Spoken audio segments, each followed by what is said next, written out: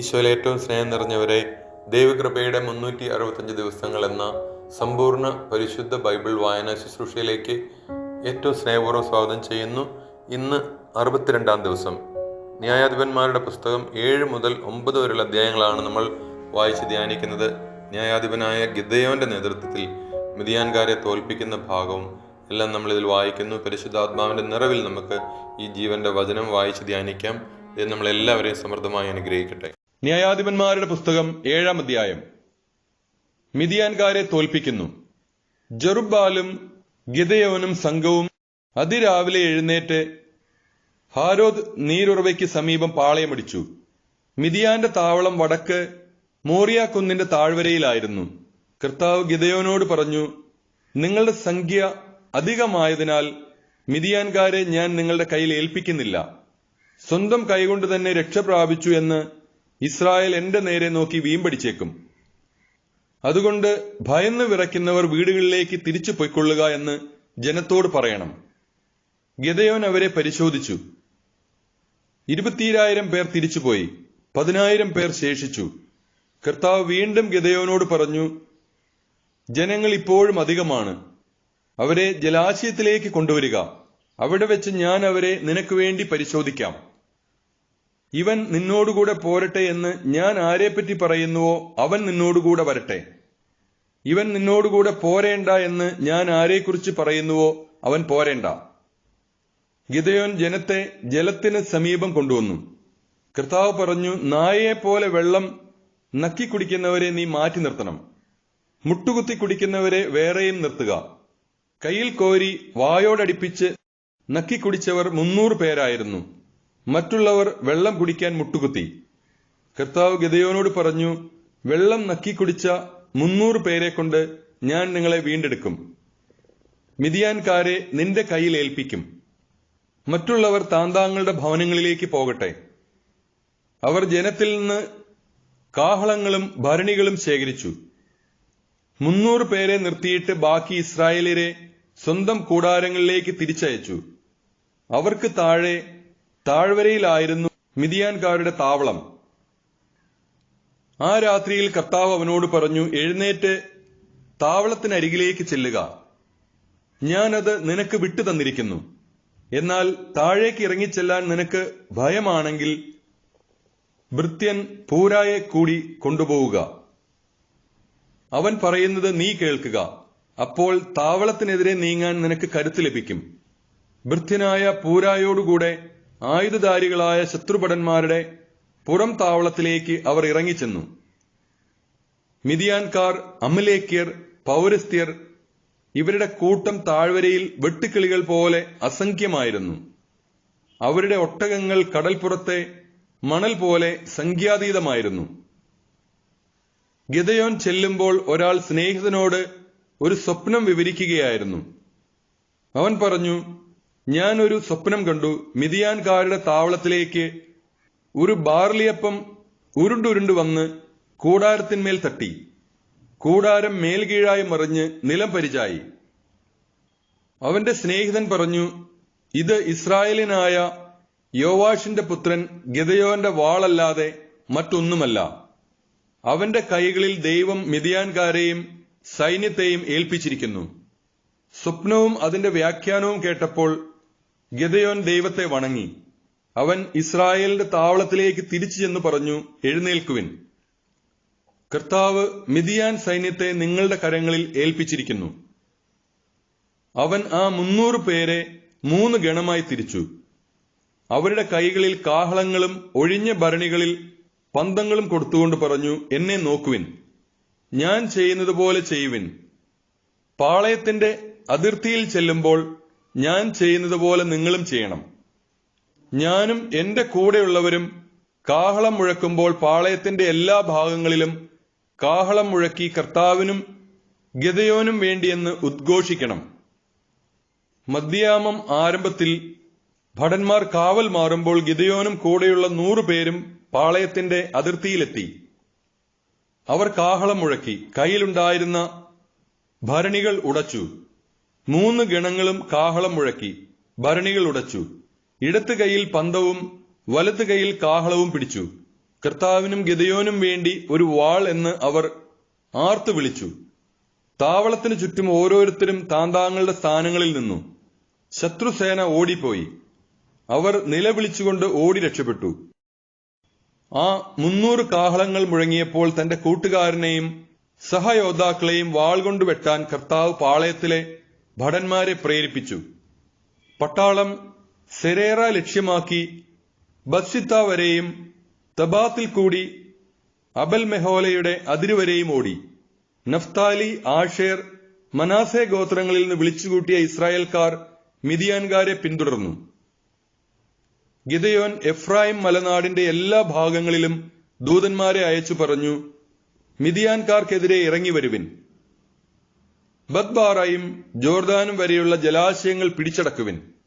എഫ്രായിംകാർ ഒരുമിച്ചുകൂടി ബദ്ബാറയും ജോർദാനും വരെയുള്ള ജലാശയങ്ങൾ കൈവശമാക്കി. മിദിയാനെ പിന്തുടരവെ ഓറബ്, സേബ് എന്നീ മിദിയാൻ പ്രഭുക്കളെ അവർ പിടികൂടി. ഓറബിനെ ഓറബ് ശിലയിൽ വെച്ചും സേബിനെ സേബ് മുന്തിരിച്ചക്കിന് അരികെ വെച്ചും കൊന്നുകളഞ്ഞു. ഓറബിന്റെയും സേബിന്റെയും തലകൾ അവർ ജോർദാന്റെ അക്കരെ ഗിദെയോന്റെ അടുത്ത് കൊണ്ടുചെന്നു. ന്യായാധിപന്മാരുടെ പുസ്തകം 8-ാം അധ്യായം. എഫ്രായിംകാർ ഗിദെയോനോട് പറഞ്ഞു, നീ എന്താണിങ്ങനെ ചെയ്തത്? മിദിയാനോട് യുദ്ധത്തിന് പോയപ്പോൾ ഞങ്ങളെ വിളിക്കാഞ്ഞതെന്ത്? അവർ അവനെ നിഷ്കരുണം കുറ്റപ്പെടുത്തി. അവൻ അവരോട് പറഞ്ഞു, നിങ്ങൾ ചെയ്തതിനോട് തുലനം ചെയ്യുമ്പോൾ ഞാൻ ചെയ്തത് എത്ര നിസാരം. എഫ്രായിമിലെ കാലാപെറുക്കൽ അബിയേസറിലെ മുന്തിരിക്കൊയ്ത്തിനേക്കാൾ എത്രയോ മെച്ചം. മിദിയാൻ പ്രഭുക്കളായ ഓറബിനെയും സേബിനെയും നിങ്ങളുടെ കൈകളിൽ ദൈവം ഏൽപ്പിച്ചു. നിങ്ങളോട് താരതമ്യം ചെയ്യുമ്പോൾ എനിക്ക് ചെയ്യാൻ കഴിഞ്ഞത് എത്ര നിസ്സാരം. ഇത് കേട്ടപ്പോൾ അവരുടെ കോപം ശമിച്ചു. നന്നേ ക്ഷീണിച്ചിരുന്നിട്ടും ഗിദെയോനും അവനോടൊപ്പമുണ്ടായിരുന്ന 300 പേരും ശത്രുക്കളെ പിന്തുടർന്ന് ജോർദാന്റെ മറുകര കടന്നു. സുക്കോത്തിലെ ജനങ്ങളോട് അവൻ പറഞ്ഞു, ദയവായി എന്റെ അനുയായികൾക്ക് കുറച്ച് അപ്പം കൊടുക്കുവിൻ. അവർ ക്ഷീണിച്ചിരിക്കുന്നു. ഞാൻ മിദിയാൻ രാജാക്കന്മാരായ സേബായെയും സൽമുന്നായെയും പിന്തുടർന്ന് ആക്രമിക്കാൻ പോവുകയാണ്. സുക്കോത്തിലെ പ്രമാണികൾ ചോദിച്ചു, സേബായും സൽമുന്നായും നിന്റെ കയ്യിൽ പെട്ടുകഴിഞ്ഞോ? എന്തിന് നിന്റെ പട്ടാളത്തിന് ഞങ്ങൾ അപ്പം തരണം? ഗിദെയോൻ പറഞ്ഞു, ആകട്ടെ, സേബായെയും സൽമുന്നായെയും കർത്താവ് എന്റെ കയ്യിൽ ഏൽപ്പിച്ചു കഴിയുമ്പോൾ നിങ്ങളുടെ ദേഹം കാട്ടിലെ മുള്ളുകൊണ്ടും കാരമുള്ളുകൊണ്ടും ഞാൻ ചീന്തിക്കീറും. അവിടെ നിന്ന് അവൻ പെനുവേലിലേക്ക് പോയി. അവരോടും അപ്രകാരം തന്നെ ആവശ്യപ്പെട്ടു. എന്നാൽ അവരും സുക്കോത്ത് ദേശക്കാരെ പോലെ തന്നെ മറുപടി നൽകി. അവൻ പെനുവേൽ നിവാസികളോട് പറഞ്ഞു, വിജയിയായി തിരിച്ചു വരുമ്പോൾ ഈ ഗോപുരം ഞാൻ തകർത്തു കളയും. സേബായും സൽമുന്നായും 15,000-ഓളം ഭടന്മാരോട് കൂടെ കാർക്കോറിൽ താവളമടിച്ചു. പൗരസ്ത്യ ദേശക്കാരുടെ സൈന്യത്തിൽ ശേഷിച്ചവരാണവർ. യുദ്ധം ചെയ്തവരിൽ 1,20,000 പേർ കൊല്ലപ്പെട്ടിരുന്നു. ഗിദെയോൻ നോബാഹിനും യോഗ്ബേയായ്ക്കും കിഴക്കുള്ള നാട്ടുപാതയിലൂടെ ചെന്ന് സുരക്ഷിതരെന്ന് വിചാരിച്ചിരുന്ന ആ സൈന്യത്തെ ആക്രമിച്ചു. സേബായും സൽമുന്നായും പലായനം ചെയ്തു. ഗിദെയോൻ അവരെ പിന്തുടർന്ന് പിടിച്ചു. പട്ടാളത്തിൽ വലിയ സംപ്രീതിയുണ്ടായി. അനന്തരം യോവാഷിന്റെ പുത്രൻ ഗിദെയോൻ പടക്കളത്തിൽ നിന്ന് ഹേറേസ് കയറ്റം വഴി മടങ്ങി.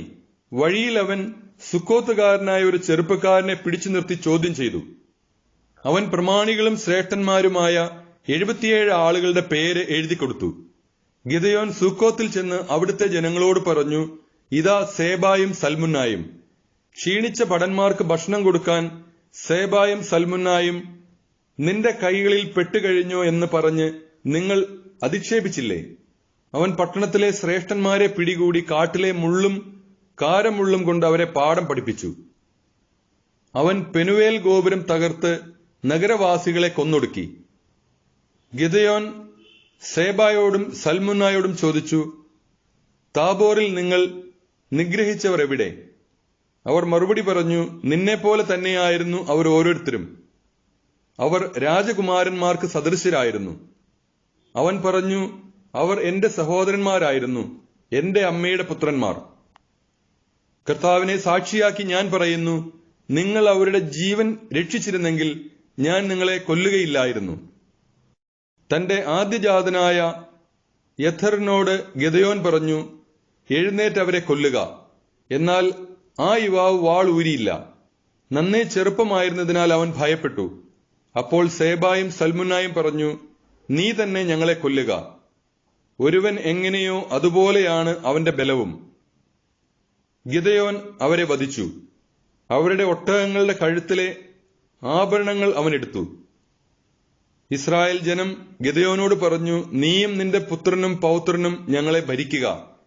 നീ ഞങ്ങളെ മിദിയാന്റെ കയ്യിൽ നിന്ന് രക്ഷിച്ചുവല്ലോ.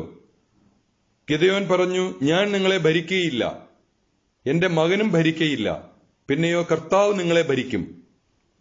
അവൻ തുടർന്നു, ഒരു കാര്യമേ ഞാൻ ചോദിക്കുന്നുള്ളൂ, കൊള്ള ചെയ്തിട്ട് കിട്ടിയ കർണാഭരണങ്ങൾ ഓരോരുത്തരും എനിക്ക് തരിക. മിദിയാൻകാർ ഇസ്മായേല്യരായിരുന്നതിനാൽ അവർക്ക് സ്വർണ്ണ കുണ്ടലങ്ങൾ ഉണ്ടായിരുന്നു. ഞങ്ങൾ സന്തോഷത്തോടെ അത് നിനക്ക് തരാമെന്ന് പറഞ്ഞ് അവർ ഒരു വസ്ത്രം വിരിച്ചു. ഓരോരുത്തരും കൊള്ളയിൽ കിട്ടിയ കുണ്ടലം അതിലിട്ടു. അവന് ലഭിച്ച പൊൻകുണ്ടലങ്ങളുടെ തൂക്കം 1700 ഷെക്കലായിരുന്നു.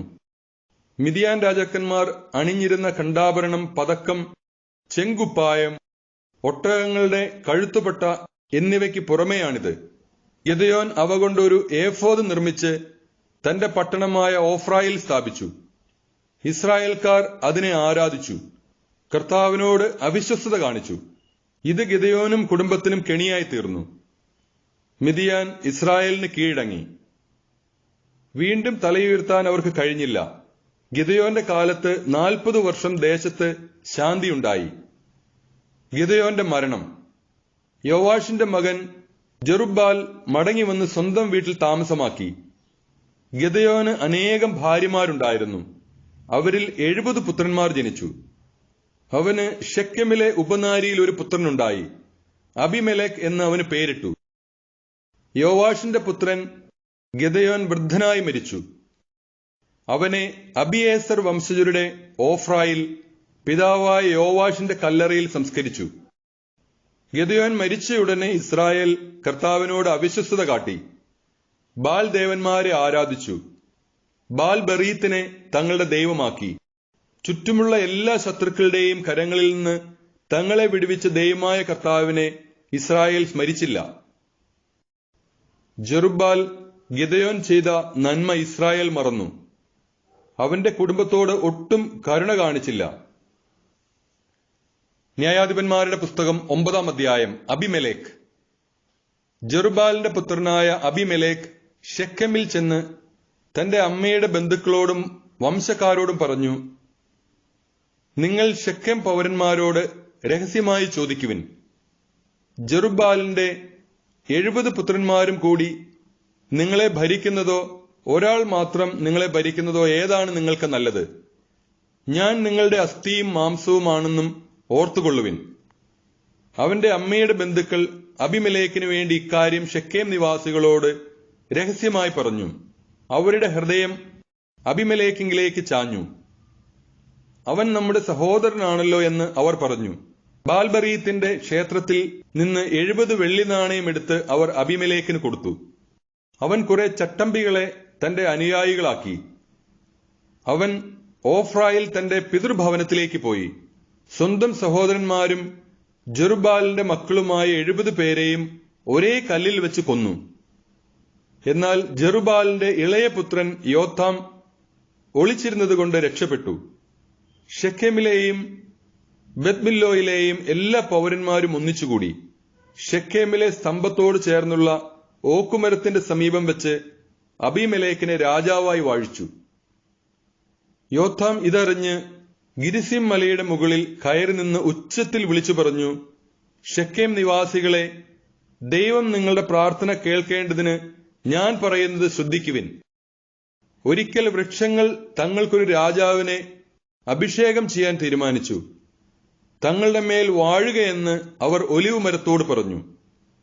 ഒലിവ് മരം അവരോട് പറഞ്ഞു, ദേവന്മാരെയും മനുഷ്യരെയും ഒന്നുപോലെ ബഹുമാന്യരാക്കുന്ന എന്റെ എണ്ണ മറന്ന് വൃക്ഷങ്ങളുടെ മേൽ വാഴുവാൻ ഞാൻ പോകണമെന്നോ? വൃക്ഷങ്ങൾ അത്തിമരത്തോട് പറഞ്ഞു, നീ വന്ന് ഞങ്ങളെ ഭരിക്കുക. അത്തിമരം അവരോട് പറഞ്ഞു, രുചിയേറിയ എന്റെ പഴം ഉപേക്ഷിച്ച് ഞാൻ വൃക്ഷങ്ങളുടെ മേൽ വാഴുവാൻ പോകണമെന്നോ? അപ്പോൾ അവ മുന്തിരിയോട് പറഞ്ഞു, നീ വന്ന് ഞങ്ങളുടെ മേൽ വാഴുക. എന്നാൽ മുന്തിരി പറഞ്ഞു, ദേവന്മാരെയും മനുഷ്യരെയും സന്തോഷിപ്പിക്കുന്ന എന്റെ വീഞ്ഞുപേക്ഷിച്ച് വൃക്ഷങ്ങളുടെ മേൽ വാഴുവാൻ ഞാൻ വരണമെന്നോ? അപ്പോൾ വൃക്ഷങ്ങളെല്ലാം ഒന്നു ചേർന്ന് മുൾപടർപ്പിനോട് പറഞ്ഞു, ഞങ്ങളുടെ മേൽ വാഴുക. മുൾപടർപ്പ് പറഞ്ഞു, നിങ്ങൾ എന്നെ നല്ല മനസ്സോടെയാണ് അഭിഷേകം ചെയ്യുന്നതെങ്കിൽ എന്റെ തണലിൽ അഭയം തേടുവിൻ. അല്ലാത്ത പക്ഷം മുൾപടർപ്പിൽ നിന്ന് തീ ഇറങ്ങി ലെബനോനിലെ ദേവദാരുക്കളെ നശിപ്പിക്കട്ടെ. നിങ്ങൾ പരമാർത്ഥ ഹൃദയത്തോടെയാണോ അബീമേലെക്കിനെ രാജാവാക്കുന്നത്? ജെറുബ്ബാലിനോടും ഭവനത്തോടും അവന്റെ പ്രവൃത്തികൾ അർഹിക്കുന്ന വിധമാണോ നിങ്ങൾ പെരുമാറുന്നത്? എന്റെ പിതാവ് നിങ്ങൾക്ക് വേണ്ടി പോരാടി ജീവനെ തൃണവത്ഗണിച്ച് മിദിയാൻകാരുടെ കയ്യിൽ നിന്ന് നിങ്ങളെ വീണ്ടെടുത്തു. ഇപ്പോൾ നിങ്ങൾ എന്റെ പിതാവിന്റെ കുടുംബത്തിനെതിരെ കരമുയർത്തിയിരിക്കുന്നു. അവന്റെ 70 പുത്രന്മാരെ ഒരേ കല്ലിൽ വെച്ച് നിങ്ങൾ വധിച്ചു. എന്നിട്ട് എന്റെ പിതാവിന് ദാസിയിൽ ജനിച്ച അബീമേലെക്കിനെ നിങ്ങളുടെ ബന്ധുവായതുകൊണ്ട് ഷെക്കെമിൽ രാജാവായി വാഴിക്കുകയും ചെയ്തിരിക്കുന്നു. നിങ്ങൾ പരമാർത്ഥ ഹൃദയത്തോടെയാണ് ജെറുബ്ബാലിനോടും കുടുംബത്തോടും പ്രവർത്തിച്ചതെങ്കിൽ അബീമേലെക്കിൽ സന്തോഷിക്കുവിൻ, അവൻ നിങ്ങളിലും സന്തോഷിക്കട്ടെ. അല്ലാത്തപക്ഷം അബീമേലെക്കിൽ നിന്ന് തീ ഇറങ്ങി ഷെക്കെമിലെയും ബെത്മില്ലോയിലെയും ജനങ്ങളെ വിഴുങ്ങട്ടെ. ഷെക്കെമിൽ നിന്നും ബെത്മില്ലോയിൽ നിന്നും തീ ഇറങ്ങി അബീമേലെക്കിനെയും വിഴുങ്ങട്ടെ. യോത്താം സഹോദരനായ അബീമേലെക്കിനെ ഭയന്ന് പലായനം ചെയ്തു ബേറിൽ ചെന്ന് താമസിച്ചു. അബീമേലെക്ക് 3 വർഷം ഇസ്രായേൽ ഭരിച്ചു. അബീമേലെക്കിനും ഷെക്കെം നിവാസികൾക്കുമിടയ്ക്ക് ദൈവം ഒരു ദുരാത്മാവിനെ അയച്ചു. ഷെക്കെം നിവാസികൾ അബീമേലെക്കിനെ വഞ്ചിച്ചു. അങ്ങനെ ജെറുബ്ബാലിന്റെ 70 മക്കളോട് ചെയ്ത അക്രമത്തിന് പ്രതികാരമുണ്ടായി. അവരുടെ രക്തം ഘാതകനായ അബീമേലെക്കിന്റെയും കൂട്ടുനിന്ന ഷെക്കെംകാരുടെയും മേൽ പതിച്ചു. ഷെക്കെംകാർ മലമുകളിൽ അവനെതിരെ ആളുകളെ പതിയിരുത്തി. ആ വഴിയെ കടന്നുപോയ എല്ലാവരെയും അവർ കൊള്ളയടിച്ചു. ഇത് അബീമേലെക്ക് അറിഞ്ഞു. ഏബദിന്റെ പുത്രനായ ഗാൽ തന്റെ ബന്ധുക്കളുമായി ഷെക്കെമിലേക്ക് നീങ്ങി. ഷെക്കെം നിവാസികൾ അവനിൽ വിശ്വാസമർപ്പിച്ചു. അവർ വയലിൽ നിന്ന് മുന്തിരി ശേഖരിച്ച് ചവിട്ടിപ്പിഴിഞ്ഞ് ഉത്സവം ആഘോഷിച്ചു. തങ്ങളുടെ ദേവന്റെ ക്ഷേത്രത്തിൽ ചെന്ന് തിന്നുകുടിച്ച് അബീമേലെക്കിനെ ശപിച്ചു. ഏബദിന്റെ പുത്രൻ ഗാൽ ചോദിച്ചു, ആരാണ് ഈ അബീമേലെക്ക്? അവനെ സേവിക്കേണ്ടതിന് ഷെക്കെംകാരായ നാം ആര്? ജെറുബ്ബാലിന്റെ പുത്രനും അവന്റെ കിങ്കരനായ സെബൂളും ഷെക്കെമിന്റെ പിതാവായ ഹാമോറിന്റെ ആളുകളെ സേവിച്ചില്ലേ? ഈ ജനം എന്റെ കീഴിലായിരുന്നെങ്കിൽ ഞാൻ അബീമേലെക്കിനെ വകവരുത്തുമായിരുന്നു. ഞാൻ അവനോട് നിന്റെ സൈന്യശക്തി വലുതാക്കി ഇറങ്ങി വരൂ എന്ന് പറയുമായിരുന്നു. ഗാൽ പറഞ്ഞത് കേട്ടപ്പോൾ നഗരാധിപനായ സെബൂളിന് കോപം ജ്വലിച്ചു. അവൻ അറുമായിൽ അബീമേലെക്കിന്റെ അടുത്തേക്ക് ദൂതന്മാരെ അയച്ച് ഇങ്ങനെ അറിയിച്ചു, ഗാലും അവന്റെ ആളുകളും ഷെക്കേമിൽ വന്നിരിക്കുന്നു. നിനക്കെതിരെ അവർ നഗരവാസികളെ ഇളക്കുന്നു. അതുകൊണ്ട് നീ സൈന്യത്തോടുകൂടെ പുറപ്പെട്ട് രാത്രിയിൽ വയലിൽ പതിയിരിക്കുക. അതിരാവിലെ സൂര്യൻ ഉദിച്ചുയരുമ്പോൾ എഴുന്നേറ്റ് പട്ടണത്തിൽ പ്രവേശിച്ച് ആക്രമിക്കുക. ഗാലും സൈന്യവും എതിർക്കുമ്പോൾ അവസരത്തിനൊത്ത് പ്രവർത്തിക്കുക. അബീമേലെക്കും സൈന്യവും രാത്രിയിൽ എഴുന്നേറ്റ് ഷെക്കെമിനെതിരായി 4 ഗണങ്ങളായി പതിയിരുന്നു. ഗാൽ പുറത്തുവന്ന് നഗരകവാടത്തിന്റെ മുൻപിൽ നിലയുറപ്പിച്ചു. അബീമേലെക്കും സൈന്യവും ഒളിയിടങ്ങളിൽ നിന്ന് എഴുന്നേറ്റു. ഗാൽ അവരെ കണ്ടപ്പോൾ സെബൂളിനോട് പറഞ്ഞു, അതാ മലമുകളിൽ നിന്ന് ആളുകൾ ഇറങ്ങി വരുന്നു. സെബൂൾ അവനോട് പറഞ്ഞു, മലയുടെ നിഴൽ കണ്ട് മനുഷ്യരാണെന്ന് നിനക്ക് തോന്നുകയാണ്. ഗാൽ വീണ്ടും അവനോട് പറഞ്ഞു, അതാ ദേശത്തിന്റെ മധ്യത്തിൽ നിന്ന് ആളുകൾ ഇറങ്ങി വരുന്നു. ഒരു കൂട്ടം ആളുകൾ ശകുനക്കാരുടെ ഓക്കുമരത്തിന്റെ ഭാഗത്തുനിന്ന് വരുന്നു. സെബൂൾ ചോദിച്ചു, നിന്റെ പൊങ്ങച്ചം ഇപ്പോൾ എവിടെ? നാം സേവിക്കാൻ അബീമേലെക്ക് ആരെന്ന് നീയല്ലേ ചോദിച്ചത്? നീ അധിക്ഷേപിച്ച ജനമല്ലേ ഇത്? നീ തന്നെ പോയി അവരോട് പൊരുതുക. ഗാൽ ഷെക്കേം നിവാസികളുടെ നേതാവായി അബീമേലെക്കിനോട് പോരാടി. അബീമേലെക്ക് അവനെ പിന്തുടർന്നു. അവൻ പലായനം ചെയ്തു. പട്ടണ കവാടം വരെ അനേകർ മുറിവേറ്റു വീണു. അബീമേലെക്ക് അറൂമായിൽ താമസമാക്കി. സെബൂൾ ഗാലിനെയും അവന്റെ ബന്ധുക്കളെയും ഷെക്കേമിൽ താമസിക്കാൻ സമ്മതിക്കാതെ അവിടെ നിന്ന് തുരത്തി. അടുത്ത ദിവസം ജനങ്ങൾ വയലിലേക്ക് പോയി. അബീമേലെക്ക് അതറിഞ്ഞു. അവൻ സേനയെ 3 ഗണമായി തിരിച്ച് വയലിൽ പതിയിരുത്തി. പട്ടണങ്ങളിൽ നിന്ന് ആളുകൾ നടന്നു വരുന്നത് അവൻ കണ്ടു. അവൻ അവരെ എതിർത്തു കൊന്നു. അബീമേലെക്കും അവനോട് കൂടെ ഉണ്ടായിരുന്ന ഒരു ഗണവും ഓടി നഗര കവാടത്തിൽ ചെന്നു നിന്നു. മറ്റേ 2 ഗണങ്ങൾ വയലിൽ നിന്നിരുന്നവരുടെ അടുത്തേക്ക് പാഞ്ഞു ചെന്ന് അവരെ കൊന്നു. അബീമേലെക്ക് ആ ദിവസം മുഴുവൻ പട്ടണത്തിനെതിരെ യുദ്ധം ചെയ്ത് അത് കൈയടക്കി. അവിടെ പാർത്തിരുന്നവരെ കൊന്നു. പട്ടണം ഇടിച്ചു നിരത്തി ഉപ്പുവിതറി. ഷെക്കേമിലെ ഗോപുരവാസികൾ ഇത് കേട്ടപ്പോൾ എൽബെറീത്ത് ക്ഷേത്രത്തിന്റെ കോട്ടയിൽ കടന്നു. ഷെക്കേം ഗോപുരവാസികൾ മുഴുവൻ തടിച്ചുകൂടിയിരിക്കുന്നു എന്ന് അബീമേലെക്കിന് അറിവ് കിട്ടി. സൽമോൻ മലയിലേക്ക് അബീമേലെക്ക് പടയാളികളുമായി പോയി. അവൻ കോടാലി കൊണ്ട് ഒരു കെട്ട് വിറക് വെട്ടിയെടുത്തു. അത് തോളിലെടുത്ത് കൂടെയുള്ളവരോട് ഞാൻ ചെയ്യുന്നത് പോലെ വേഗം നിങ്ങളും ചെയ്യുവിൻ എന്ന് പറഞ്ഞു. അവർ ഓരോ കെട്ട് വിറക് വെട്ടി അബീമേലെക്കിന്റെ പിന്നാലെ ചെന്ന് കോട്ടയോട് ചേർത്തിട്ട് തീ വെച്ചു. സ്ത്രീകളും പുരുഷന്മാരും ഉൾപ്പെടെ 1000-ഓളം വരുന്ന ഷെക്കേം ഗോപുര നിവാസികളെല്ലാം കൊല്ലപ്പെട്ടു. പിന്നീട് അബീമേലെക്ക് തെബേസിലേക്ക് ചെന്ന് പാളയമടിച്ച് അത് പിടിച്ചടക്കി. പട്ടണത്തിനുള്ളിൽ ഒരു ബലിഷ്ഠ ഗോപുരമുണ്ടായിരുന്നു. അവിടുത്തെ സ്ത്രീ പുരുഷന്മാരെല്ലാം ഓടിച്ചെന്ന് അതിനകത്ത് കടന്ന് വാതിലടച്ച് ഗോപുരത്തിന്റെ മുകൾ തട്ടിലേക്ക് കയറി. അബീമേലെക്ക് ഗോപുരത്തിനടുത്തെത്തി അതിനെതിരെ യുദ്ധം ചെയ്തു. ഗോപുരം അഗ്നിക്കിരയാക്കാൻ അതിന്റെ വാതിൽക്കലെത്തി. അപ്പോൾ ഒരുവൾ തിരികല്ലിൻ പിള്ള എറിഞ്ഞ് അബീമേലെക്കിന്റെ തലയോട് ഉടച്ചു. ഉടനെ അവൻ തന്റെ ആയുധവാഹനായ യുവാവിനെ ബന്ധപ്പെട്ട് വിളിച്ചു. ഒരു സ്ത്രീ എന്നെ കൊന്നു എന്ന് എന്നെക്കുറിച്ച് പറയാതിരിക്കാൻ നിന്റെ വാളൂരി എന്നെ കൊല്ലുക എന്ന് പറഞ്ഞു. അവൻ വാളൂരി വെട്ടി അബീമേലെക്ക് മരിച്ചു. അവൻ മരിച്ചെന്ന് കണ്ടപ്പോൾ ഇസ്രായേൽ ജനം തങ്ങളുടെ വീടുകളിലേക്ക് തിരിച്ചുപോയി. തന്റെ 70 സഹോദരന്മാരെ കൊന്നു പിതാവിനോട് ചെയ്ത ദ്രോഹത്തിന് അബീമേലെക്കിന് ദൈവം തക്ക ശിക്ഷ കൊടുത്തു. ഷെക്കേം നിവാസികളുടെ ദുഷ്ടതയ്ക്ക് ദൈവം അവരെ ശിക്ഷിച്ചു. ജെറുബ്ബാലിന്റെ പുത്രനായ യോത്താമിന്റെ ശാപം അവരുടെ മേൽ പതിച്ചു.